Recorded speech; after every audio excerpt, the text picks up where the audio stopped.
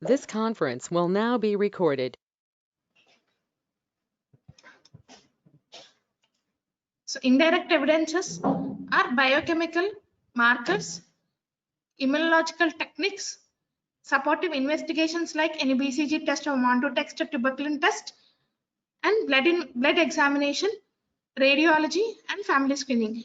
So in the investigations of tuberculosis, you will see for the direct evidences either the bacteriological examination or histopathology or molecular diagnosis or any of the indirect evidences present.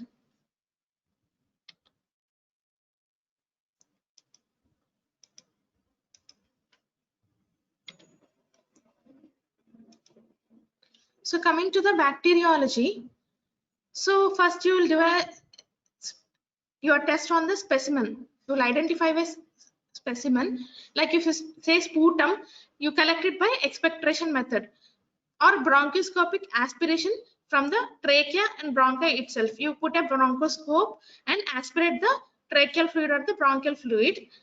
And if in small children, what is the common problem we observe is they may not be able to produce the sputum. So what we do, we take in gastric aspirate by putting in NG tube.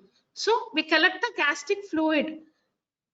The gastric fluid, when should we collect? In the early morning and before breakfast or before eating anything. So it is aspirated as early in the morning before the child swallows, before the child eats, and because the child swallows all the secretions overnight for 3 consecutive days. We take it for a period of 3 consecutive days. We take today, day after tomorrow, and also day after tomorrow. And we do collect a CSF.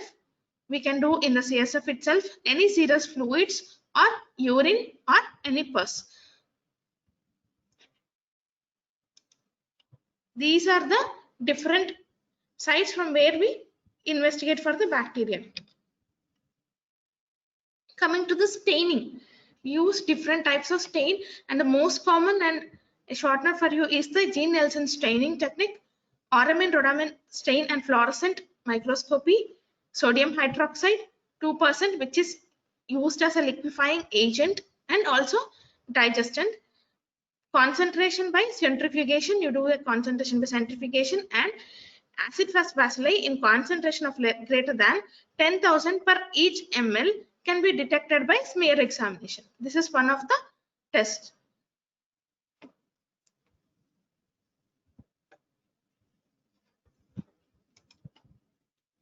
So coming to the Jean-Nelson stain, what do you do first? You heat fix cells on a glass microscopic slide. After that, you flood the slide with carbyl fission stain and again heat the slide gently until it steams for about 5 minutes usually, and after that you pour off all the carbyl fission which is excess, wash the slide thoroughly with water, decolorize the slide with acid alcohol for about 20 to 30 seconds, and again you wash the slide thoroughly with water, flood the slide with methylene blue contestate for 1 minute, and again wash with water and blot excess water and dry in handover. This is the technique how we do the Jean-Nelson stain after fixing on a glass microscope. Here you use first carbyl fission stain. After that you use methyl blue stain also. First we put carbyl fission, heat it until it steams for 5 minutes.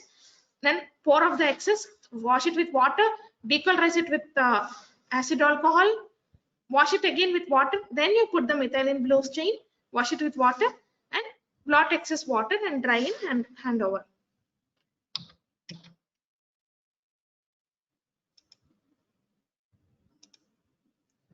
So next is the AR stain and fluorescent microscopy, Oramin rhodamin stain and fluorescent microscopy.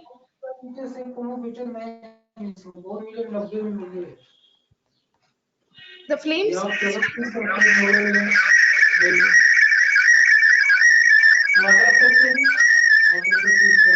Please mute your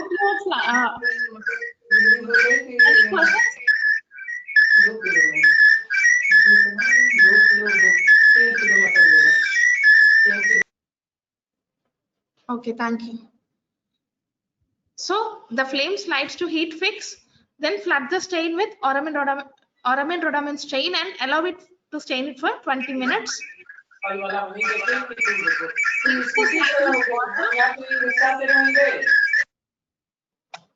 Please everyone mute yourself. Any questions you can even ask in the ask later after the class. Okay, thank you. So flood the slide with Oramin rhodamin stain and allow it to stain for 20 minutes. Rinse the slide with water and flood the slide with 0.5% acidic alcohol and allow it to decolorize for 5 minutes. Rinse off with 0.5% acid alcohol with water. Flood each slide with potassium permanganate and allow it to quench for 1 minute and wash off the potassium permanganate.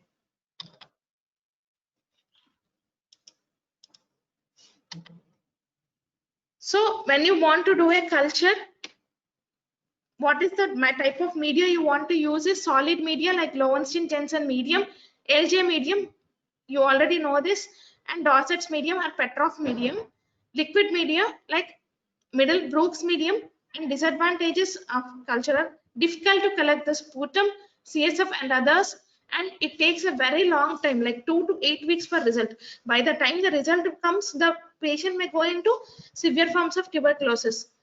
Only 5% results will come true positive, and this is one of the major disadvantage if the results positive are pertain to only 5% after waiting for such a long time.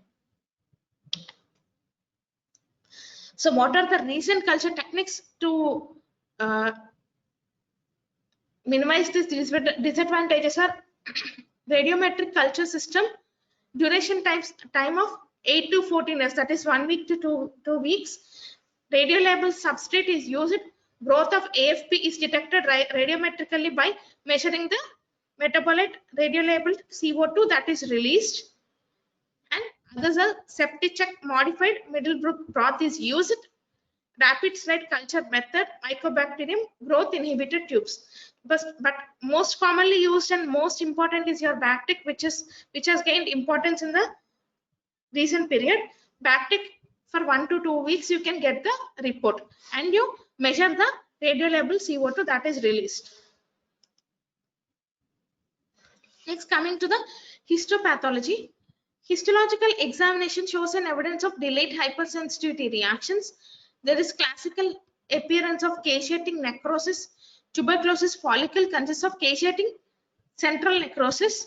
It is surrounded by the lymphocytes and multinucleate chain cells and epithelioid macrophages. So center you have a caseating necrosis surrounded by lymphocyte or multinucleate chain cells and epithelioid macrophages. Organisms may be identified within the macrophages also. So coming to the molecular diagnosis, PCR, which we routinely use for detection of very small amount of mycobacterial DNA. The clinical sample is collected and intubated. DNA is extracted, amplified using DNA polymerase and analyzed by electrophorese on agar-rose gel and identified by ethidium bromide stain. The sensitivity is 100% and the specificity is 60 to 100%. Disadvantages are advantages are it is a rapid, sensitive, specific, requires very little DNA, that is less than 1 AFP itself is needed to recognize and give the test as positive. So PCR has a very good sensitivity and have very good specificity. Limitations are contamination. If there is any contamination is there, it will come positive. So PCR is also which we use regularly. We detect very minute amount of mycobacterial DNA. So others are nucleic acid probes and ligase chain reactions. So coming to the biochemical markers, ADA, we already know that adenosine deaminase, this level correlates with proliferation and differentiation of the lymphocytes. So we see how much the proliferation and differentiation of lymphocytes occurs. Normal level is 13 to 60 units per ml. Per each ml, 13 to 60 units we take it as a normal. And others are bromide partition test. CSF bromide levels less than 1.6 indicates tuberculosis meningitis. high performance liquid chromatography, HPLC, tuberculous stearic acid detection by gas chromatography. ADA test is important in this slide. So next is the immunodiagnosis, antibody detection or antigen detection. Antibody detection by antibodies to crude antigen or specific antigen like 35 kDa, P64, P32, 38 and 38 kDa, etc. Antigen detection, protein antigens we use to detect by monoclonal antibodies or polyclonal antibodies, and we use ELISA and RIA test.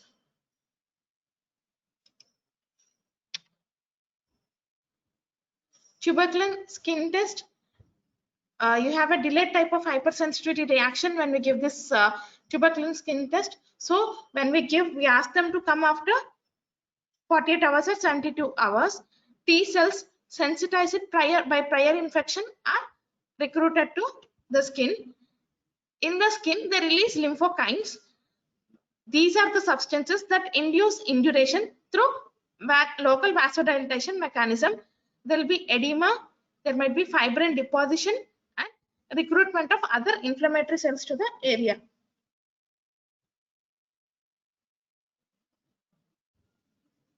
This is how the MAN2 test is acting. A negative MAN2 test does not rule out tuberculosis. So the T cells, release of lymphokines, induration through local vasodilatation, presence of edema or fibrin deposition, and recruitment of other lymphocytes into the inflammatory cells into the area.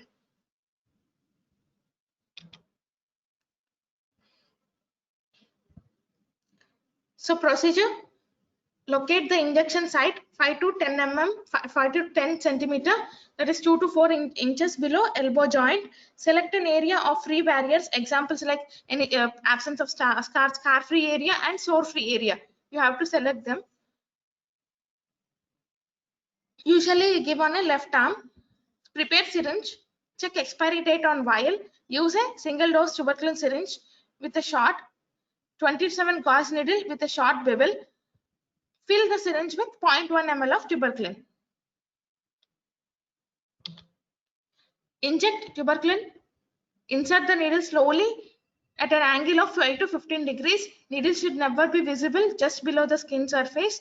Check injection site. After injection, a flat intradermal wheal of 8 to 10 mm diameter should appear. If not, repeat the injection at a site at least 5 centimeters or 2 inches away from the original site. So we can, if the procedure is wrong, we can repeat the injection at a site at least 5 centimeters away from the original site. So how much you want to take? 0.1 ml and intradermal through a tuberculin syringe. So record all the information which is required to make a call or take their age, everything you record. Date and time of administration you recorded, and injection site location where you have injected recorded. And we usually use 5 TU of tuberculin PPD. There are also 2 TU of tuberculin PPD RT23 form. The result should be read between 48 and 72 hours after administration. A patient who does not return within 72 hours will probably need to be rescheduled for another tuberculin skin sensitivity test. So how do you read the tuberculin skin test? First, inspect the site. Usually injection site under good light. Measure the induration or thickening of the skin. Do not measure the reddening. So measure the induration, palpate the induration, use fingertips to find the margins of the induration, mark the induration. Use fingertips as a guide and mark the widest edges of induration across the forearm. So positive tuberculin skin test. Induration of more than 5 mm. When do you call positive? We are going to discuss in the next slides. Induration of greater than 5 mm. Children with in close contact or with known or suspected contagious people with tuberculosis disease.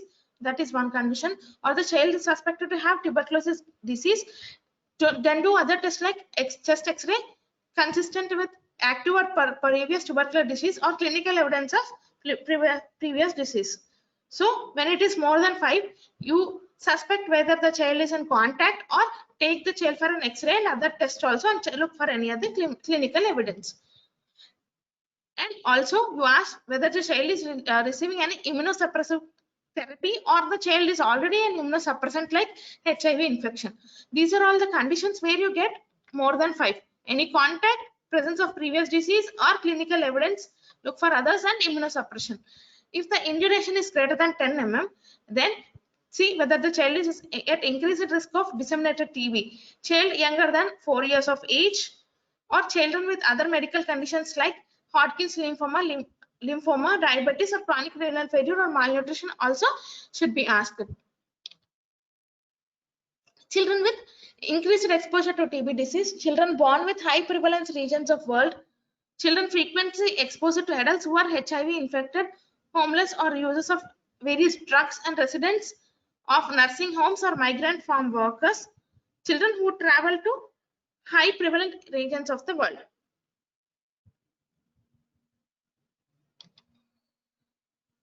So induration greater than 15 mm, that is a pure case. Children 4 years of age or older without any of the risk factors, you can take it as a positive. In 10 to 15, you ask for the risk factors like disseminated TB, any medical conditions, other Hodgkin's lymphoma, diabetes, renal failure, malnutrition, or the child is in the high prevalence areas, or with the healthcare workers or migrant farm workers. And less than 5, you have to suspect close contacts. Sorry, greater than 5 to 10, you have to suspect contacts and other clinical examination. So coming to the blood examination, you get a routine CBP, look for any lymphocytosis, and ESR might be quite high, more than 100 also. So CSF in TB meningitis, you look for a macroscopy, fluid will be opalescent, and cobweb formulation or coagulum will be seen, which is typical in a case of tuberculosis. Cytology, cell count, it is usually 60 to 400 cell per cubic mm. Usually early polymorphs are seen, late mononuclear cells might be seen. Biochemistry, the protein is more than 40 milligram per deciliter in CSF. Sugar is low, absent or normal. Chlorides are less than 600. And microbiology, if this is sent for CSF microbiology, this tubercular bacilli may be present. So MON2 we have discussed, CSF we have discussed, and next important is the X-ray test findings. Look for any hilar or mediastinal lymph node enlargement. See for any other respiratory disease like pneumonia or bronchopneumonia. See if there is any pleural effusion. See if there is any mediastinal shift, pleural effusion, tension cavity. If there is a shift, that much pleural effusion is there. Cavitation is unusual in children, and in severe forms you can even see the cavitation. Obstructive emphysema, hypertranslucence sometimes might be observed. Look for any bronchiectasis symptoms or look for miliary mottling. So you rule out the miliary TB also. These were all the findings you want to see in a chest X-ray. Sometimes even children might have only hilar lymphadenopathy in pediatric cases. So abnormalities often seen in apical or posterior segments of upper lobe or superior segments of lower lobe may have unusual appearance in immunocompromised persons. It cannot confirm the diagnosis of TB. Look with the other forms also. So coming to the diagnostic algorithm for pediatric pulmonary tuberculosis, this is important for you. And whenever you suspect a pulmonary TB case, that is when the child is having fever or cough for more than 2 weeks, loss of weight or not weight gain is important in the pediatric age group, and history of contact with suspected or diagnostic case of active TB. The next question you ask is expectoration present or not? So if expectoration is present, then collect the sputum. 2 sputum smears should be examined at least. 1 or 2 positive, sputum positive TB, you directly go for an anti-tubercular treatment. So if there is no expectoration present, then what do you want to do? If no, refer to the pediatrician and they will collect a bronchotracheal or aspirate or the gastric fluid, aspirate. If the sputum examined 1 or 2 positives, either if it is positive, you'll give the anti-TB treatment. If it is negative, both of them are negative, then you give antibiotic for 10 to 14 days, because it might be because of bronchitis or pneumonia cases might be present. If still the cough persists, repeat the 2 sputum examinations after 14 days. If it is negative, go for an X-ray or MON2. If it is negative for TB, then it is okay. If it is suggestive of TB, if the X-ray or MON2 is suggestive, even if the sputum 2 times has become negative, then it is declared as sputum negative TB and you start the antitubercular treatment. If in the second sputum examination after 14 days, if 1 or 2 positives are there, then you consider again sputum positive TB and give the anti-TB treatment.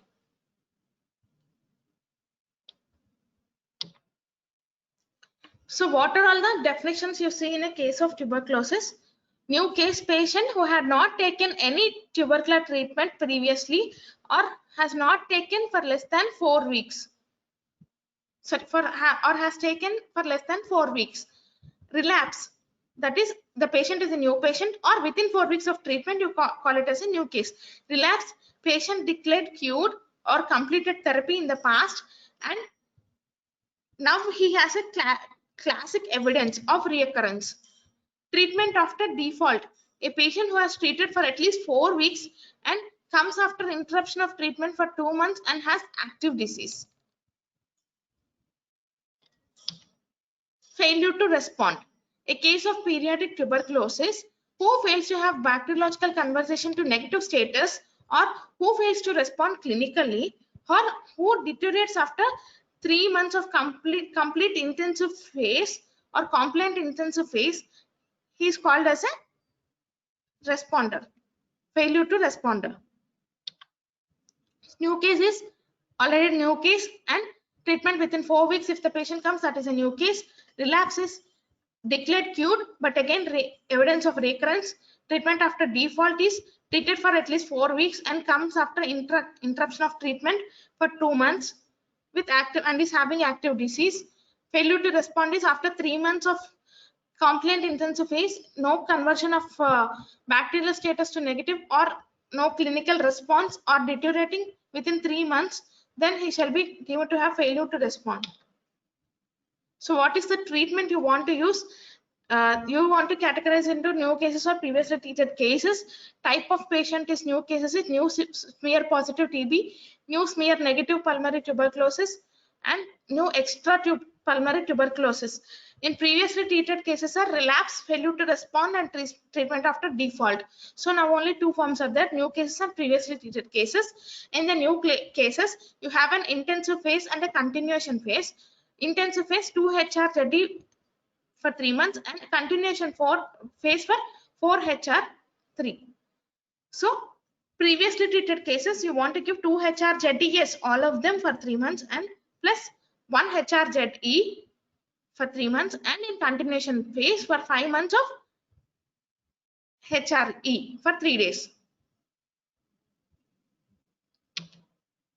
So role of intensive phase, 4 drugs in the intensive phase are to use it to achieve the rapid killing of the multiplying bacillary population, to eliminate the naturally drug resistant mutants, to prevent further emergence of drug resistant mutants, and an optimal duration of 2 months in new cases is essential for achieving a smear conversion of 90% and above, and thereby significantly reducing the infectiousness. So you want to kill all of them, remove the drug resistant forms, and further you decrease the emergence of drug resistant mutants. Role of continuation phase, fewer drugs for a longer time. For why we want to give us elimination of persisters who are responsible for relapses. The optimum duration of continuation phase is 4 months in new cases. So BCG, coming to the BCG, you know, Calmette and Guerin. In India, it is produced in Chennai. Danish 1331 is the strain. It is a free-tried vaccine and liquid vaccine. Stored at 2 to 4 degrees centigrade. Each vaccine has 0.1 to 0.4 million viable bacilli. It is reconstituted with NSS distilled water, and reconstituted vaccine should be used within 3 hours and the dosage is 0.1 ml. Timing we give it at birth or as earliest contact with child, and preferably before 1 year of age. We use it 25 or 26 gauge needle. We give it intradermally. Site is left upper arm at insertion of the deltoid region.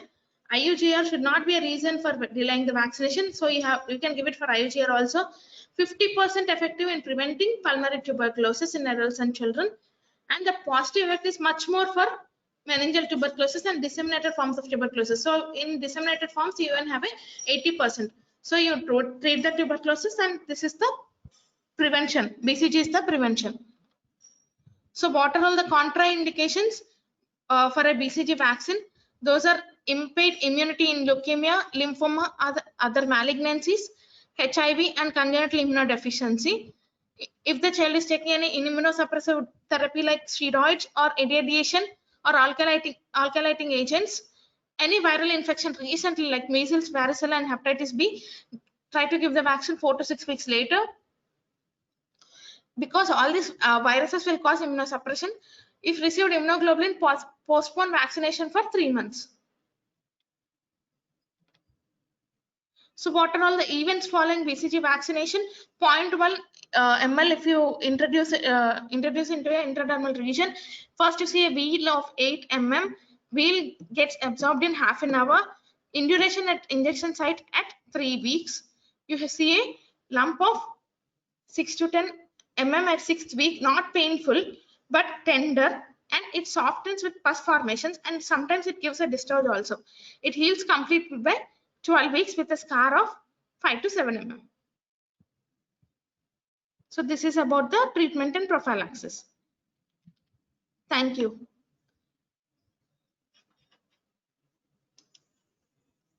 Please save your chart.